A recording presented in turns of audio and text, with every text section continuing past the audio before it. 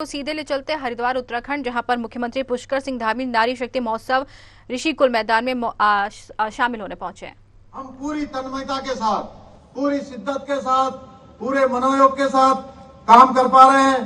साथ ही आज के कार्यक्रम में मैं जब अपनी माताओं बहनों के बीच में आ रहा था तो उनके चेहरों की मुस्कान देखकर मैं कह सकता हूं कि हमारा संपूर्ण प्रयास होगा कि आपकी ये मुस्कान हमेशा हमेशा बनी रहे। आज इस अवसर पर यह भी कहना चाहता हूं कि आपकी जो अपेक्षाएं हैं, आपकी जो आकांक्षाएं हैं, उन आकांक्षाओं के लिए, उन अपेक्षाओं के लिए हम संपूर्ण मनोयोग से, पूरे क्षमता और जितनी हमारे अंदर ताकत है उस ताकत से काम करेंगे। हम उस संस्कृति के साधक हैं जहां पुरुष की परिकल्पना हमारी नारी के बिना पूर्ण नहीं मानी जाती है। हमारे यहाँ जहां एक और अर्धनारीश्वर की पूजा की जाती है, वहीं मां जगदम्बा को इस सृष्टि का मूल माना जाता है। इस बात से कोई इनकार नहीं कर सकता कि किसी समाज या किसी राज्य की जो रीढ़ है उसकी सशक्त मातृशक्ति है, सशक्त महिलाएं हैं। अगर किसी राज्य की नारी शक्ति प्रगति कर रही है तो राज्य का विकास सुनिश्चित है, उसको कोई शक्ति रोक नहीं सकती है। वो राज्य आगे बढ़ेगा, वो देश भी आगे बढ़ेगा। हम सभी जानते हैं कि प्रारंभ से ही हमारे प्रदेश के निर्माण में जब उत्तराखंड राज्य बना है, उस राज्य के निर्माण में हमारी जो मातृशक्ति है उसका बहुत बड़ा योगदान है। मातृशक्ति यहाँ बहुत संघर्ष भी करती है। एक और जहां प्रदेश ने, हमारी मातृशक्ति ने पूरे प्रदेश के अंदर विपरीत परिस्थितियों में जीना सिखाया है, जूझना सिखाया है, वहीं दूसरी ओर हर परिस्थिति में उनको जीतना भी सिखाया है, उनको आगे बढ़ना भी सिखाया है। हम कह सकते हैं आज जितने सारे उद्यम हमारी मातृशक्ति कर रही है वो वास्तव में हम सब लोगों के लिए एक उदाहरण है, भविष्य में आगे बढ़ने के लिए प्रेरणा है। हम इस बात से इनकार नहीं कर सकते कि राष्ट्र निर्माण में पुरुषों के साथ कंधे से कंधा मिलाकर हमारी मातृशक्ति हर क्षेत्र में आज महत्वपूर्ण भूमिकाएं निभा रही हैं। हमारी संस्कृति में कहा गया है नारी तू नारायणी, परंतु कुछ आक्रांताओं के प्रभाव के कारण समाज का महिलाओं के प्रति दृष्टिकोण जो है बदला गया। इसका परिणाम महिलाओं के साथ किए जाने वाले अनेक अपराधों के रूप में सामने आया, अनेक कुरीतियों के रूप में सामने आया।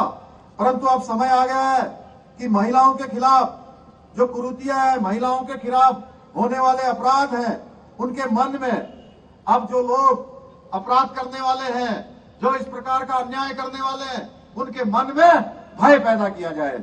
भाइयों बहनों, आज हमारे प्रधानमंत्री आदरणीय मोदी जी के नेतृत्व में हम निरंतर इस प्रयास में लगे हैं कि महिलाओं के जीवन स्तर को जितना अधिक ऊपर उठाया जा सकता है, जितना उनको आगे बढ़ाया जा सकता है, जितना ज्यादा उनको आत्मनिर्भर बनाया जा सकता है, वो करा जाए।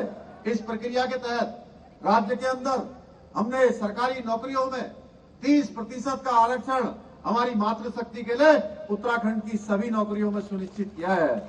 इसके साथ साथ मुख्यमंत्री नारी सशक्तिकरण योजना, मुख्यमंत्री महालक्ष्मी योजना, मुख्यमंत्री वात्सल्य योजना, मुख्यमंत्री आंचल अमृत योजना और पोषण अभियान जैसी अनेक योजनाएं, लखपति दीदी योजना, आवास देने की योजना, अनेकों योजनाओं पर लगातार काम हो रहा है। आज इस कार्यक्रम में जो हमारी मातृशक्ति है उनके द्वारा जो स्थानीय उत्पादों के लगाए गए स्टॉल, महिलाओं द्वारा जो प्रदेश के अंदर अनेक क्षेत्रों में अपना योगदान दिया जा रहा है, वो हमारे सामने आज उसको प्रदर्शित कर रहा है। आदरणीय प्रधानमंत्री जी का सपना है कि इस अमृत काल में, जो हमारे लिए अमृत काल कर्तव्य काल भी है, हम सबको अपनी अपनी जिम्मेदारी, अपने अपने दायित्वों का निर्वहन करना है। उनका सपना है कि सभी आंगनबाड़ी केंद्रों को उन्नत रूप से विकसित करते हुए जो हमारे भविष्य के नौनिहाल हैं, जिनसे आज हम सब मिले, तो उनके चेहरों पर खुशी देखकर निश्चित रूप से मन आनंदित हो गया कि उनके मानसिक एवं शारीरिक रूप से सशक्त बनाने हेतु सभी प्रकार की सुविधाएं हमारी आंगनबाड़ी केंद्रों में बनाई जाएं।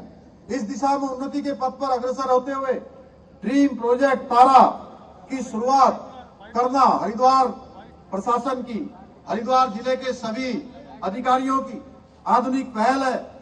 इस उत्कृष्ट प्रयोग के अंतर्गत 150 आंगनबाड़ी केंद्रों को आधुनिक व तकनीकी रूप से समृद्ध बनाते हुए प्रत्येक आंगनबाड़ी केंद्र में स्मार्ट टीवी, बच्चों के फर्नीचर, खिलौने और आंगनबाड़ी कार्यकर्ती को नवीन राष्ट्रीय शिक्षा नीति प्रणाली की बारीक ट्रेनिंग दी जा रही है।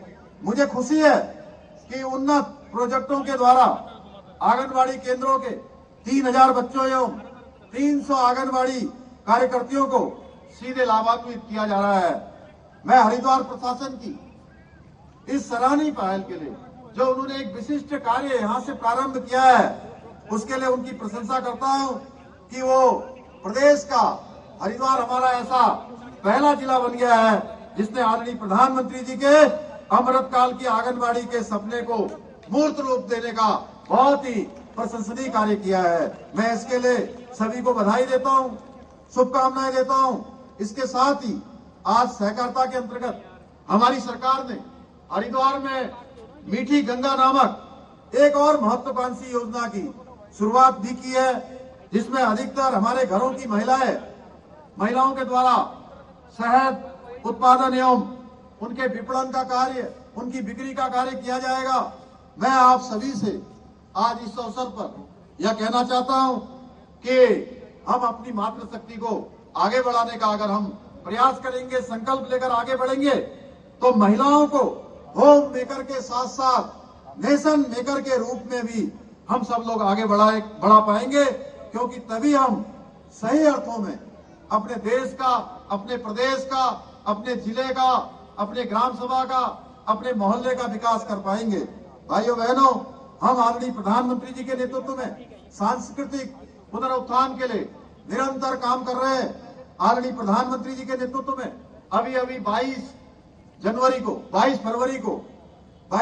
को जिस प्रकार से भगवान श्री राम के भव्य और दिव्य मंदिर का उद्घाटन हुआ, प्राण प्रतिष्ठा हुई, हम सब उस पल के साक्षी बने हैं। उसी प्रकार से काशी विश्वनाथ का कॉरिडोर, महाकाल लोक का कॉरिडोर, बाबा बद्री विशाल का पुनः निर्माण, मास्टर प्लान, केदारनाथ जी का नवनिर्माण, पुनः निर्माण का काम, हेमकुंड और केदारनाथ जाने के लिए रोपवे का शिलान्यास, इस बात का सबूत है कि हमने जो कहा था वो किया है। हम उसको धरातल पर उतारने का काम कर रहे हैं।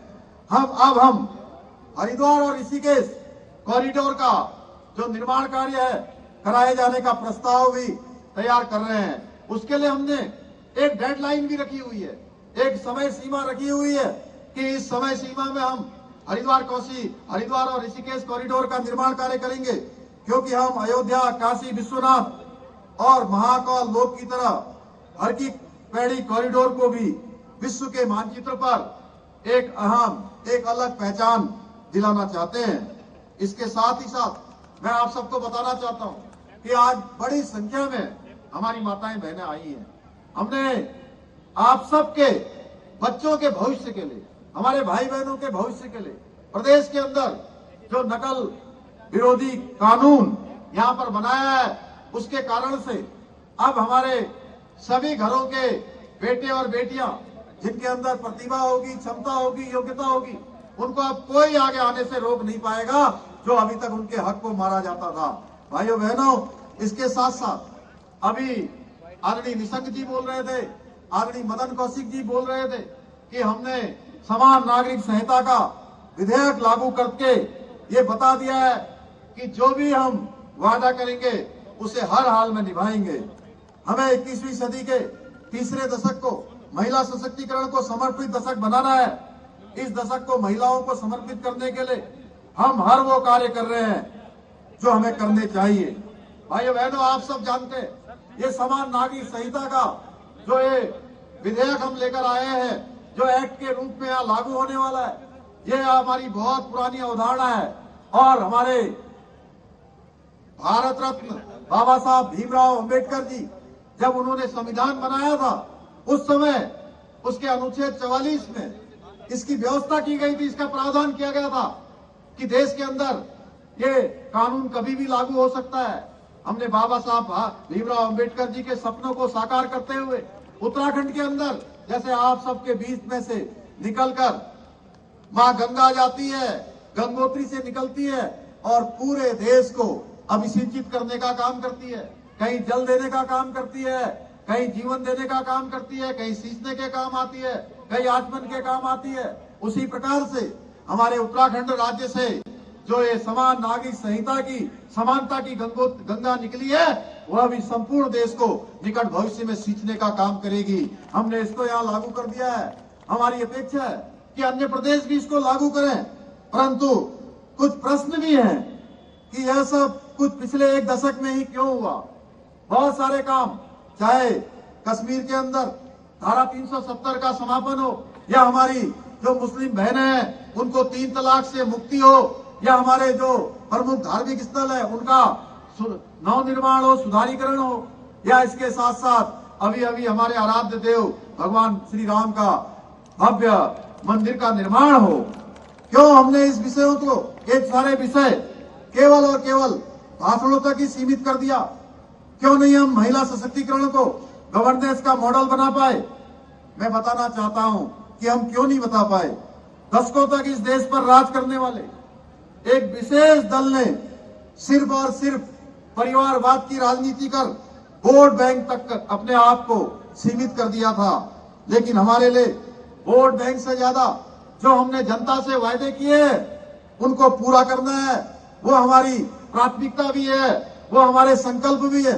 भाइयों बहनों, विपक्षी दलों को हमारे द्वारा वादों को जो हम पूरा कर रहे हैं, जो आप सबसे हमने वायदा किया है, जो हमने संकल्प लिया है, उन संकल्पों को हम पूरा कर रहे हैं, उसको भी खलल करने का काम ये उनके उसमें भी षड्यंत्र के तहत तमाम प्रकार के ऐसे काम कर रहे हैं, लोगों को भरमाने का काम कर रहे हैं। जब हम उनसे पूछते हैं अरे भाई इसमें कमी क्या है, विधानसभा के अंदर लंबी बहस हुई, सार्थक चर्चा हुई, कोई इसके विरोध में कुछ नहीं बोल पाया, समर्थन भी नहीं कर पाए।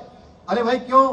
जब हम अच्छा काम कर रहे हैं तो आइए राजनीति छोड़कर सर्वसम्मति से इसको आगे बढ़ाने का काम करना चाहिए।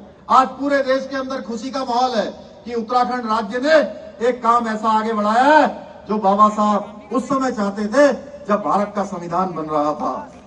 अभी अभी आपने देखा होगा हल्द्वानी में जिस तरह अराजक तत्वों के द्वारा हमारे पुलिस कर्मियों पर, हमारे पत्रकार भाइयों पर और विशेष करके हमारी जो पुलिस की महिला जवान थी, महिला पुलिस कर्मी थी, उनके ऊपर जिस प्रकार से हमला किया गया, उसकी जितनी निंदा की जाए वो कम है। हम इसे किसी भी सूरत में देवभूमि के अंदर बर्दाश्त नहीं करेंगे।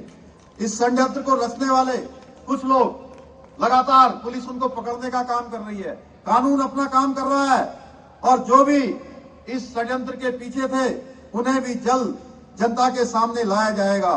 भाइयों बहनों, ये जो बनबुलपुरा है, ये बनबुलपुरा में जो एक बगीचा था, जो अतिक्रमण, जिस पर अतिक्रमण था, उस अतिक्रमण को हटाया गया है, जिसमें कई एकड़ भूमि निकली है। वो भूमि जहां पर आगजनी हुई है, जहां पर पथराव हुआ है, जहां पर उपद्रव किया गया है, जहां हमारे पुलिस कर्मियों के साथ सारे कानून को तोड़ने का काम किया है, पत्रकार भाइयों को भी आग में झोंकने का काम किया है, मैं आज इस मां गंगा के पवित्र तट से घोषणा करता हूं कि उस स्थान पर पुलिस का थाना बनाया जाएगा, पुलिस का थाना बनाया जाएगा। आज ऐसे बहुत सारे काम हैं, ऐसे बहुत सारी चुनौतियां हैं, जिन चुनौतियों पर हम काम कर रहे हैं। भाइयों बहनों, हम आदरणीय प्रधानमंत्री जी के विजन के अनुरूप राज्य के विकास और कल्याण के लिए पूरी निष्ठा और समर्पण के साथ उत्तराखंड को देश का श्रेष्ठ राज्य बनाने के लिए जो हमारा विकल्प रहित संकल्प है, उसके लिए काम कर रहे हैं। मुझे पूरा विश्वास है कि आप सबके आशीर्वाद से, हमारी माताओं बहनों के आशीर्वाद से निश्चित रूप से हमको सफलता मिलेगी। हम अपने लक्ष्य तक